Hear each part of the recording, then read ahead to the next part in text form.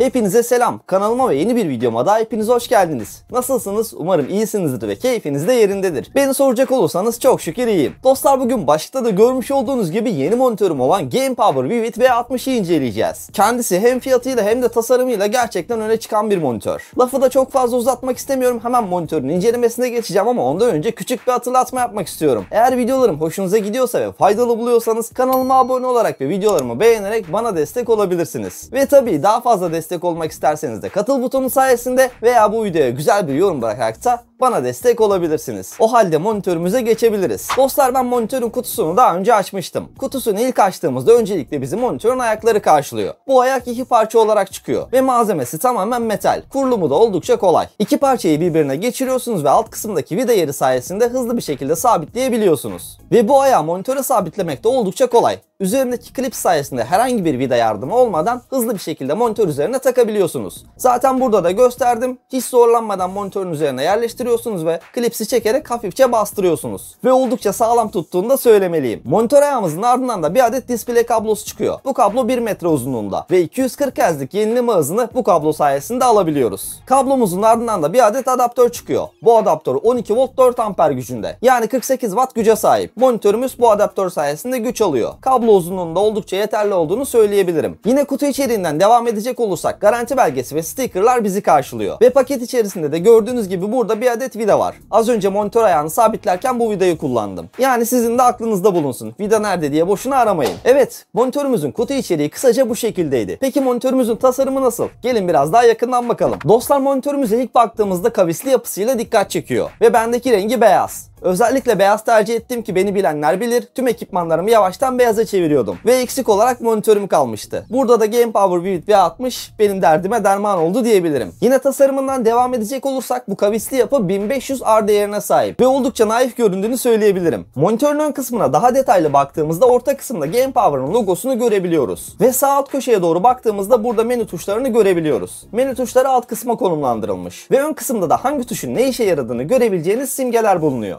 Monitörün çerçeve kalınlığına da bakacak olursak günümüz standartlarına göre gayet iyi olduğunu söylemeliyim. Oldukça ince bir çerçeve yapısına sahip. Monitöre yan kısımdan baktığımızda ise oldukça ince bir yapıda olduğunu söyleyebilirim. Arkaya doğru kalınlaşan bir yapıya sahip. Arka kısmına geçtiğimizde ise burada bize RGB bir aydınlatma karşılıyor. Bu aydınlatmayı dilerseniz monitörün menüsünden kapatabiliyorsunuz. Bu aydınlatma çok fazla güçlü olmasa da karanlık bir ortamda duvara yansımasını görebiliyorsunuz. Ve oldukça loş bir görüntü sunduğunu söyleyebilirim. Yine arka kısımdan devam edecek olursak alt kısımlarda 2 adet hoparlör bizi karşılıyor. Bu hoparlörlerin her biri 2 watt gücünde. Yani toplamda 4 watt. Çok üst seviyede kaliteli bir ses veremese de günlük işlerinizde oldukça faydalı olacağını söyleyebilirim. Eğer evinizde herhangi bir ses sistemi veya kulaklığınız yoksa bu durumda hoparlörleri rahatlıkla kullanabilirsiniz. Yine monitörümüzün ayağına dönecek olursak zaten videonun başında söylemiştim, tamamen metal bir yapıda. Ve monitörü oldukça sağlam bir şekilde tutabiliyor. Herhangi bir sallantıda devrilme söz konusu bile değil. Monitör masada oldukça sağlam duruyor. Ve bu ayağın arka kısmında görebildiğiniz üzere kablo kanalı da bulunuyor. Bu sayede kablolarınızı arka kısma saklayabilirsiniz. Ancak sizin de görebildiğiniz gibi bu monitörümüzde pivot özelliği bulunmuyor. Yani yukarı aşağı yönde hareket edemiyor veya sağa sola da döndüremiyorsunuz. Ancak kendi ayağının da sunduğu bazı özellikler var. Ön kısma 5 veya 15 derece açıyla eğim verebiliyorsunuz. Bu sayede görüntüyü kendinize göre ayarlayabilirsiniz. Monitörümüzün alt kısmına geldiğimizde ise burada farklı girişleri görebiliyoruz. İlk sırada DP girişi, yani DisplayPort soketini görebiliyoruz. Hemen yanında HDMI girişi, onun yanında bir adet 3.5 mm jack girişi. Bu sayede monitöre hem ses sisteminizi hem de kulaklık gibi ekipmanlarınızı bağlayabilirsiniz. Yine jack girişimizin yanında bir adet USB girişi bulunuyor ve son olarak da güç girişini burada görebiliyoruz. Son olarak monitörümüzde VESA desteği de bulunuyor. Yani bu demek oluyor ki monitörü duvara da sabitleyebiliyorsunuz. Bu özellik benim açımdan olmazsa olmaz diyebilirim aslında, çünkü tüm monitörlerimi ben duvara asıyorum. Evet dostlar, monitörümüzün tasarım ve genel hatları bu şekildeydi. Peki bu monitör bize neler sunuyor? Gelin şimdi de kısaca ona bakalım. Dostlar, teknik detaylara geçmeden önce monitörün menüsünü görebilmeniz için bu kısımda arka plana monitörün menüsünü koydum. Yine aklınıza takılan sorular olursa bana sorabilirsiniz. Dostlar, Vivid V60'ın teknik detaylarına baktığımızda öncelikle 240 Hz'lik yenileme hızı ve 0.5 milisaniyelik gecikmesiyle dikkatleri üzerine çekiyor. Merak edenler içinse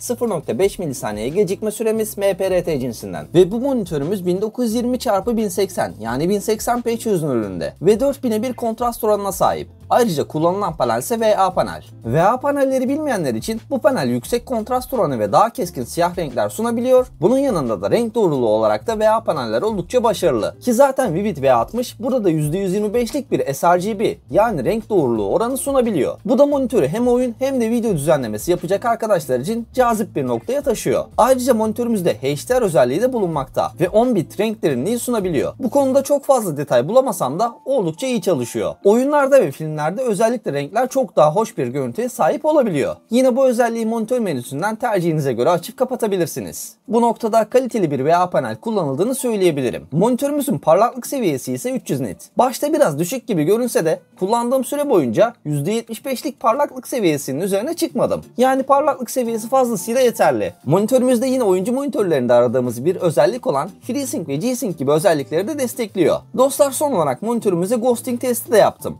Bu noktada çok hafif bir ghosting olduğunu söylemeliyim. Tüm renklerde olmasa da özellikle yeşilimsi tonlarda bir tık daha belirgin. Yine de kullanım deneyimi açısından bir sorun yaşamadığımı belirtmek isterim. Ghosting kabul edilebilir seviyedeydi. Kullanım deneyimlerimden de kısaca bahsedecek olursam, monitörün sunmuş olduğu 240 Hz'lik yenileme hızını sonuna kadar hissettiğimi söylemeliyim. Yine aklınızda soru kalmaması için önceki monitörüm 165 Hz'di ve aradaki akıcılık farkını yüksek FPS'lerde rahatlıkla hissedebiliyorum. Bunun dışında 0.5 milisaniyelik gecikme süresini test edecek bir cihazım yok, ancak en azından kullanırken gecikme süresini iyi hissettirdiğini belirteyim. HDR özelliğini de özellikle hikayeli oyunlarda ve film izlerken sıkça kullanıyorum. Renkler kesinlikle daha canlı ve güzel görünüyor. Size de tavsiye ederim. Lafı da çok fazla uzatmak istemiyorum ama ekran kalitesinden de oldukça memnun kaldım. 1080p ve 27 inç olmasına rağmen piksel yoğunluğu iyiydi. Ve düşük kalitedeki VA panellerin sıkça sorun yarattığı sağdan veya soldan bakma durumlarında bile neredeyse hiç görüntü kaybı olmadan görüntü verebiliyor. Bu da oldukça önemli ki 2 kişilik oyun veya film izleme durumlarında performansınızı etkilemeyecektir. Kullanım deneyimlerim de kısaca bu şekildeydi. Evet dostlar, bir videomuzun daha yavaştan sonuna gelmiş bulunmaktayız. Monitör hakkındaki tüm detayları sizlere aktarmaya çalıştım.